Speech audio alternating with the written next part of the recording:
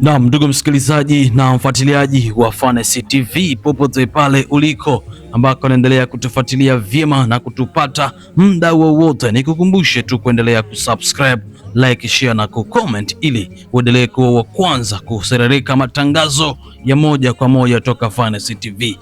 Naam, ndugu msikilizaji, na taarifa inayojiri katika mitandao ya kijamii na ambayo imechukua nafasi kubwa siku hii ya leo ni taarifa ya ndugu yetu Zonzi wa Zonzi ambaye amefanya safari ndefu leo kwa ajili ya Kuku Day. Ni taarifa njema ambayo tunataka tuweze kushare na wewe. Wapo wengi walisema kwamba Zonzi hawezi akaamua, lakini leo amesema kwamba mambo ya private bana hapo hayana nafasi, na leo hata niwatambulishe kile ambacho nilikwenda kukihifadhi kwa muda wa siku nyingi, na leo amefunga safari ya kwenda Ohio. Ni safari ndefu kutoka nyumbani kwao Illinois na kwenda kule Ohio. Ni safari ndefu ya masaa ukiwa kwenye usafiri wa gari, hivyo amekwenda kumtambulisha mke mtarajiwa ambaye hivi karibuni atakwenda kutujuza siku na tariki za ndoa na mambo mengine. Hivyo tuendelee kuungana na Fanesi TV